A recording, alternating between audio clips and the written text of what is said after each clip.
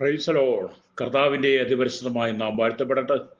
വിവിധ സ്ഥലങ്ങളിൽ രാജ്യങ്ങളുമായിരുന്ന ദൈവത്തിന്റെ വചനം കേൾക്കുന്ന എല്ലാ പ്രിയപ്പെട്ടവർക്കും കർത്താവായ യേശു ക്രിസ്തുവിന്റെ വിലയേറിയ നാമത്തിൽ എൻ്റെ സ്നേഹ വന്ദനത്തെ അറിയിക്കുന്നു. അല്പസമയത്തെ ദൈവവചന ചിന്തയ്ക്കായി ഒരു ദൈവവചന ഭാഗം വായിക്കുന്നു. മത്തായി സുവിശേഷം 3-ാം അധ്യായം എൻ്റെ 1-2 വാക്യങ്ങൾ. ആ കാലത്ത് യോഹന്നാൻ സ്നാപകൻ വന്നു, യഹൂദ മരുഭൂമിയിൽ പ്രസംഗിച്ചു, സ്വർഗരാജ്യം സമീപിച്ചിരിക്കാൻ മാനസാന്തരപ്പെടുവിൻ എന്ന് പറഞ്ഞു. വളരെ അനുഗ്രഹിക്കപ്പെട്ട നല്ല തിരുവെഴുത്താണ്. അനവധി ദൈവിക സന്ദേശങ്ങൾ നാം ഇതിൽ കേട്ടവരും വളരെ പരിചയമുള്ളതുമായ ഈ വചനം അന്ന് യോഹന്നാൻ സ്നാപകൻ വിളിച്ചു പറഞ്ഞതുപോലെ തന്നെ ഇന്ന് ലോകമെമ്പാടും ദൈവം തെരഞ്ഞെടുക്കപ്പെട്ട അല്ലേറിയ ദൈവത്തിന്റെ ദാസ്യദാസന്മാർ ഈ വചനം വിളിച്ചു പറയുകയാണ്. എന്തുകൊണ്ടാണ് ഈ വചനം വിളിച്ചു പറയുന്നതെന്ന് ഇതിന്റെ ചരിത്ര ഭാഗങ്ങൾ കൂടെ വായിച്ചാൽ നമുക്ക് മനസ്സിലാക്കാൻ കഴിയും. യോഹന്നാൻ സ്നാപകൻ ഈ വചനം വിളിച്ചു പറഞ്ഞത് യേശുക്രിസ്തുവിന് മുമ്പേ യേശുക്രിസ്തുവിനോട് വഴിയൊരുക്കുവാൻ വന്നവനാണ്. അതുകൊണ്ട് യോഹന്നാന്റെ ഈ പ്രസംഗത്തിനകത്ത് വളരെ പ്രാധാന്യം കൽപ്പിക്കുന്നുണ്ട്. അപ്പൊ യോഹന്നാൻ സ്നാപകൻ ആമേൻ വിളിച്ചു പറയുന്നത് മാനസാന്തരപ്പെടുവി എന്നുള്ളതാണ്. അത് ഈ കാലഘട്ടത്തിലും സകല ജനത്തോടും പറയട്ടെ, നിങ്ങൾ മാനസാന്തരപ്പെടണം. മാനസാന്തരപ്പെട്ട് മടങ്ങി വരുന്നവന് മാത്രമേ, മാനസാന്തരപ്പെട്ട് വിശുദ്ധ ജീവിതം നയിക്കുന്നവന് മാത്രമേ ദൈവരാജ്യത്തിൽ പ്രവേശിക്കാൻ കഴിയുള്ളൂ. അപ്പൊ യോഹന്നാൻ സ്നാപകൻ ആളുകളെ സ്നാനപ്പെടുത്തുവാൻ ആരംഭിച്ചപ്പോൾ പരീശന്മാരിലും സദൂക്കിലും പലരും സ്നാനം സ്വീകരിക്കുവാൻ വന്നുവെന്ന് ചരിത്രങ്ങൾ പഠിക്കുമ്പോൾ നമുക്ക് മനസ്സിലാക്കാൻ കഴിയും. അല്ലേരിയ. അപ്പം പരീശന്മാർ യഹൂദന്മാരുടെ ഇടയിൽ വളരെ കർക്കശ നിലവാരമുള്ള കൂട്ടരായിരുന്നു. യഹൂദിയ ന്യായപ്രമാണം കൃത്യമായി പാലിക്കുന്നതിൽ അവർ അഭിമാനിച്ചിരുന്നു. അല്ലേരിയ. അതുപോലെ തന്നെ യഹൂദിയിലെ രണ്ടാമത്തെ മുഖ്യ ഘടകമായിരുന്നു സദൂക്യർ എന്ന് പറയുന്നത്. ഈ പരീശരും സദൂക്യരും യഹൂദന്മാരുടെ ഇടയിൽ നേതാക്കന്മാരായിരുന്നു എന്നും ചരിത്രങ്ങൾ നമ്മെ ബോധ്യപ്പെടുത്തുകയാണ്. എന്നിട്ടും അവർ സ്നാനത്തിന് വന്നപ്പോൾ യോഹന്നാൻ അവരെ വിളിച്ചത് സർപ്പസന്തതികളെ എന്നാണ്. അല്ലേലിയ. അപ്പൊ യഹൂദന്മാരും സദൂക്യരും ആ കാലഘട്ടത്തിൽ നേതാക്കന്മാരായിരുന്നെങ്കിലും, അവർ പ്രമാണികളായിരുന്നെങ്കിലും, അവർ ശ്രേഷ്ഠന്മാരായിരുന്നെങ്കിലും, യോഹന്നാൻ സ്നാപകന്റെ വാക്കുകളിലൂടെ അവരെ വിളിക്കുന്ന സർപ്പസന്തതികളെ അഥവാ പാമ്പിന്റെ സന്തതികളെ എന്നുള്ളതാണ്. ഹല്ലേലൂയ. എന്തുകൊണ്ടാണ് യോഹന്നാൻ അങ്ങനെ വിളിപ്പാൻ കാരണമായി തീർന്നത്? അവർ സ്നാനത്തിന് വന്നപ്പോൾ സർപ്പസന്തതികളെ എന്നാണ് വിളിച്ചത്. എന്തുകൊണ്ടാണ് അങ്ങനെ പറഞ്ഞതെന്ന് നമ്മൾ ചിന്തിക്കുമ്പോൾ ഇതാണ് അതിന്റെ കാരണം. എന്ത്? യഹൂദ നേതാക്കന്മാർ കപടഭക്തിക്കാരായിരുന്നു. ഹല്ലേലൂയ.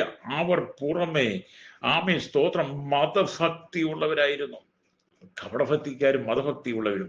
എന്നാൽ അകമേ യാതൊന്നുമില്ലായിരുന്നു. എല്ലാം പുറമോടിയായിരുന്നു. ഇന്നത്തെ ആളുകളെ നമുക്ക് കാണുമ്പോൾ പുറമെ ഭക്തിയുടെ വേഷങ്ങൾ ധരിച്ച് വേഷഭൂഷാദികൾ അണിഞ്ഞു പ്രച്ഛന്ന വേഷധാരികളായി ഞങ്ങളാണ് ഏറ്റവും വലിയ ഭക്തിയുള്ളവർ, ഞങ്ങളാണ് ഭക്തിയിൽ ജീവിക്കുന്നതെന്ന് പറഞ്ഞു നടക്കുന്ന അനവധി ആളുകളെ നമ്മുടെ ഇടയിൽ എന്നും കാണാൻ കഴിയും. പക്ഷേ അവരുടെ അകത്ത് യാതൊരു ഭക്തിയുമില്ല.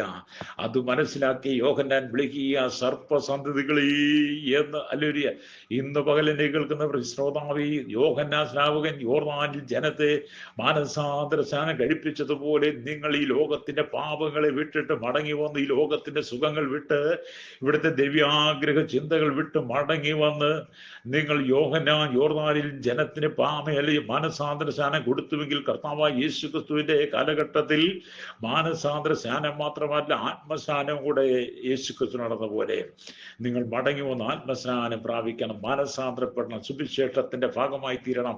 കർത്താവിന്റെ വരവേറ്റ് വാസനമായിരിക്കുന്ന ഈ കാലഘട്ടത്തിൽ എന്നെ കേൾക്കുന്ന മാതാവേ, പിതാവേ, ദൈവരാജ്യത്തിൽ നീ അന്യപ്പെട്ടു പോകരുത്, തള്ളപ്പെട്ടു പോകരുത്. കഴിഞ്ഞകാല ജീവിതത്തിൽ എൻ്റെ ജീവിതത്തിന്റെ പാപങ്ങളെ നീക്കിക്കളഞ്ഞ്, അല്ലേറിയ പാപ സ്വഭാവങ്ങളെ നീക്കിക്കളഞ്ഞ് പാപത്തിന് അധീനമായ ശരീരത്തിൽ നീ വിടുവിക്കപ്പെടണം. അല്ലേറിയ ക്രിസ്തുവിന് സ്വതന്ത്രമായി വന്ന് നിന്റെ കപട ഭക്തിയെ മാറ്റി മതഭക്തിയെ മാറ്റിയിട്ട് നീ ദൈവത്തിൽ അനുതാപമുള്ള ഹൃദയത്തോടെ മടങ്ങി വരണമെന്നാണ് പരിശുദ്ധാത്മാവും നമ്മെ ഓർമ്മിപ്പിക്കുന്നത്. ഹല്ലേലൂയ. ഇവിടെ നമുക്ക് മനസ്സിലാക്കാൻ കഴിയുന്നത് സ്തോത്രം മർക്കോസിന്റെ സുവിശേഷം 7-ാം അധ്യായം 6-7 വാക്യങ്ങളും നാം വായിച്ച് കാണാൻ കഴിയുന്ന കപടഭക്തിയെ കുറിച്ച്. അപ്പൊ സ്നാനം കൊണ്ട് ദൈവക്രോധത്തിൽ നിന്നും അഥവാ ദൈവത്തിന്റെ ന്യായവിധിയിൽ നിന്നും രക്ഷപ്പെടാം എന്ന് അവർ കരുതി. എന്നാൽ അവർ യഥാർത്ഥത്തിൽ അനുതപിച്ചിരുന്നില്ല. അവരുടെ ചിന്ത എന്തായിരുന്നു? സ്നാനം കൊണ്ട് അവരുടെ കപടഭക്തിയിൽ നിന്നും അവരുടെ അകത്തെ ദുഷ്ടതയിൽ നിന്ന് അവർ രക്ഷപ്പെടാമെന്ന് അവർ ചിന്തിച്ചുവെങ്കിലും അല്ലേലൂയ അവർ അനുതാപത്തോടു കൂടെയല്ല വന്നത്. എന്നെ കേൾക്കുന്നവർ സ്നേഹിത, നാം ദൈവത്തിങ്കിലേക്ക് വരുമ്പോൾ, യേശുവിലേക്ക് വരുമ്പോൾ, നമ്മുടെ കഴിഞ്ഞകാല ജീവിത പാപങ്ങളെ മുഴുവൻ ഏറ്റുപറഞ്ഞ് അനുതാപമുള്ള മനസ്സോടുകൂടി നീ വരുമ്പോഴാണ്, അനുതാപിച്ച് വരുമ്പോഴാണ് നിന്റെ പ്രാർത്ഥന ദൈവം കേൾക്കുന്നതും ദൈവിക ന്യായവിധിയിൽ നിന്നൊക്കെ ഒഴിവ് കിട്ടുന്നതും. ഹല്ലേലൂയ. അവർ യഥാർത്ഥത്തിൽ അനുദപിച്ചിരുന്നില്ല എന്ന് അതുകൊണ്ടാണ് യോഹന്നാൻ ആമേൻ വിളിച്ചു പറയാൻ കാരണമായത്.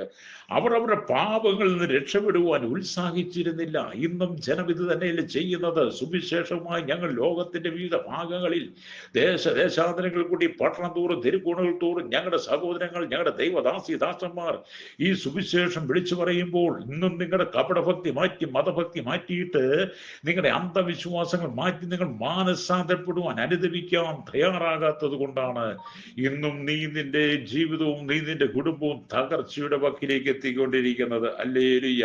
അതുകൊണ്ട് നിങ്ങൾ മാനസാന്തരത്തിലൂടെ നിങ്ങളുടെ പാപത്തെ നിങ്ങൾ ജയിക്കണം. ഹല്ലേലൂയ. അവർ എത്ര മതഭക്തിയുള്ളവരാണെന്ന് കാണിക്കാൻ വേണ്ടിയാണ് അവർ സ്നാനമേൽക്കാൻ വന്നത്. യോഹന്നാന്റെ കൈകളിൽ അവർ സ്നാനമേറ്റത് എന്താണ്? ഞങ്ങൾ ഭയങ്കര മതഭക്തിക്കാരാണ്, ഞങ്ങൾ ഭയങ്കര ഭക്തിയുള്ളവരാണെന്ന് യോഹന്നാനൊന്ന് വെളിപ്പെടുത്തുവാൻ, ജനത്തെ ഒന്ന് വെളിപ്പെടുത്താൻ വേണ്ടിയിട്ടാണ് അവർ യോർദാനിൽ സ്നാനമേറ്റത്. എന്നാൽ യോഹന്നാൻ പറയുകയാണ്, നിന്റെ ഉള്ളിലെ കപടഭക്തി, നിന്റെ ഉള്ളിലെ മതഭക്തി മാറ്റിവെച്ചിട്ട് നീ അനുദപിച്ച് മടങ്ങി വരണം, പാപത്തിന് പരിഹാരം വരുത്തണം. പാപത്തിന് പരിഹാരം വരുത്തി വരുന്നെങ്കിൽ മാത്രമേ നീ സ്നാനമേറ്റതിന്റെ സ്നാനത്തിലൂടെ നിനക്ക് രക്ഷകനെ കാണുവാൻ, രക്ഷ പ്രാപിക്കാൻ, വിശുദ്ധ ജീവിതം നയിക്കാൻ കഴിയുള്ളൂ. അതുകൊണ്ട് എന്നെ കേൾക്കുന്ന ശ്രോതാവ്, ഈ സ്നാനം എന്ന് പറയുമ്പോൾ നിങ്ങൾ സ്നാനത്തെക്കുറിച്ച് കേൾക്കുമ്പോൾ അവരെ വിമർശിക്കാതെ, കുറ്റം പറയാതെ, സ്നാനം എന്തിനാണ് എന്ന് നിങ്ങൾ തിരിച്ചറിയണം. സ്നാനം എന്ന് പറയുന്നത് മതത്തിന്റെ അടിസ്ഥാനം ഒരു മതത്തിലേക്ക് ചേർക്കുവാനല്ല, നിങ്ങളൊരു മതത്തിലേക്ക് കൊണ്ടുവരുവാനല്ല, അല്ലെങ്കിൽ നിങ്ങളെ മതം മാറ്റുവാനല്ല. കാരണം നിങ്ങളുടെ പാപ സ്വഭാവങ്ങളെ നീക്കിക്കളഞ്ഞ് നിങ്ങൾ അനുദപിച്ച് മടങ്ങി വന്ന് ആ ജലത്തിൽ സാക്ഷീകരിച്ച് നിങ്ങൾ ഒരു രക്ഷകനെ കണ്ടെത്തുക, അതൊക്കെയാണ് ഇതുകൊണ്ട് ഉദ്ദേശിക്കുന്നത്. അല്ല, ഇതൊരു മതത്തിന്റെ അടിസ്ഥാന തത്വങ്ങളൊന്നുമല്ല. യേശുക്രിസ്തു ഒരു മതമല്ല, മതസ്ഥാപകനല്ല. അതുകൊണ്ട് അല്ലെങ്കിൽ യേശുക്രിസ്തുവിലൂടെ നാം വീണ്ടെടുപ്പ് പ്രാപിക്കണമെങ്കിൽ നമ്മുടെ അകത്തെ മനുഷ്യൻ പുതുക്കം പ്രാപിക്കണം. അപ്പൊ പരീശന്മാരും സദൂക്യരും സർപ്പസന്തതികളെ പോലെ ആയിരുന്നു എന്ന് മത്തായിയുടെ സുവിശേഷം 12-ാം അധ്യായം 34-ാമത്തെ വാക്യത്തിലും ഹല്ലേലൂയ 23-ാം അധ്യായം 33 വാക്യങ്ങളും കാണാൻ കഴിയേണ്ട. പരീശന്മാരും സദൂക്യരും ആരായിരുന്നു? സർപ്പസന്തതികളെ പോലെ കപടഭക്തിക്കാർ, മതഭക്തരെന്ന് നടിക്കുന്നവർ. ഇന്നും അതല്ലേ നമ്മുടെ കൺമുമ്പിൽ എത്രയോ മതഭക്തി, കപടഭക്തിക്കാരാണ് നിറയപ്പെട്ടു നിൽക്കുന്നത്. അവർ പുറമെയുള്ളത് ചെയ്യും, പക്ഷെ അകത്ത് മാനസാന്തരമില്ല. അതുകൊണ്ട് ഇന്ന് പകൽ എന്നെ കേൾക്കുന്ന റോണാവി, നിന്റെ അകത്തെ കറയും ചുളുക്കമെല്ലാം മാറ്റിക്കളഞ്ഞ് നീ മാനസാന്തരപ്പെട്ട് മടങ്ങി വന്ന് കർത്താവായ യേശുക്രിസ്തുവിലൂടെ വീണ്ടും ജനനം പ്രാപിക്കണം. ഹല്ലേലൂയ. അതുകൊണ്ട് സ്തോത്രം. ഹല്ലേലൂയ. ഈ പരീശന്മാരും സദൂക്യരും അവർ സൂത്രശാലികളും ചതിയന്മാരുമായിരുന്നു. ഇന്നത്തെ ഈ മതഭക്തിക്കാരും കപടഭക്തിക്കാരും അവർ സൂത്രക്കാരും ചതിയന്മാരുമാണ്. ഹല്ലേലൂയ. സ്തോത്രം. ചതിയന്മാരുമാണ് അവർ. ഹല്ലേലൂയ. സ്തോത്രം. അവർ പുറമെ മാത്രം അഭിനയിച്ച് കാണിക്കുന്നവരാണ്. മതഭക്തിയും കപടഭക്തിയും അഭിനയിച്ച് കാണിക്കുന്നവരാണ്. അതവർക്ക് നല്ല ശീലമാണ്. ഇന്നത്തെ ആളുകളെ നിങ്ങൾ നോക്കിയാട്ട് മതഭക്തിയും കപടഭക്തിയും അഭിനയിച്ച് കാണിക്കുകയും അകത്ത് യാതൊരു മാനസാന്തരമില്ലാത്ത ഒരു കൂട്ടം ആളുകൾ വസിക്കുന്നതിന് നടുവിലാണ് എന്നെ കേൾക്കുന്ന ശ്രോതാവി, സഹോദര സഹോദരി ജീവിക്കുന്നത്. അതുകൊണ്ട് ഇന്ന് പകൽ പരിശുദ്ധാത്മാവ് പറയുന്നത്, നീ മാനസാന്തരപ്പെട്ട് സുവിശേഷത്തിൽ വിശ്വസിക്കണം. ദൈവരാജ്യം സമീപിച്ചിരിക്കുന്ന, കർത്താവിന്റെ വരവേറ്റ് ആസന്നമായിരിക്കുന്ന കാലഘട്ടത്തിൽ നീ നിന്റെ കുടുംബവും നഷ്ടപ്പെട്ടു പോകരുത്. അപ്പൊ അഭിനയത്തിലൂടെ നമുക്ക് സ്വർഗരാജ്യത്തിൽ പ്രവേശിക്കാൻ കഴിയില്ല. അകത്തൊന്നുമില്ലാതെ സഭാ നേതാക്കന്മാരെ പോലെ സഭയ്ക്ക് വിഷം പകരുന്നതായി നമ്മുടെ ജീവിതമാകരുത്. അകത്തൊന്നുമില്ലെങ്കിൽ സഭാ നേതാക്കന്മാരാണെന്ന് ഇരുന്നിട്ട് സഭയ്ക്കകത്ത് വിഷം കൊടുത്ത് വിഷം പകരുന്ന വിഷത്തിന്റെ ശുഭകളായിരിക്കും നമ്മുടെ ചിന്തകൾ മുഴുവൻ. അതുകൊണ്ട് ഇവിടെ ദൈവത്തിന്റെ വചനം പറയാണ്, ആ കാലത്ത് യോഹന്നാൻ സ്നാപകൻ വന്ന് യഹൂദ മരുഭൂമിയിൽ പ്രസംഗിച്ച് സ്വർഗരാജ്യം സമീപിച്ചിരിക്കാൻ മാനസാന്തരപ്പെടുവിൻ എന്ന് പറഞ്ഞു.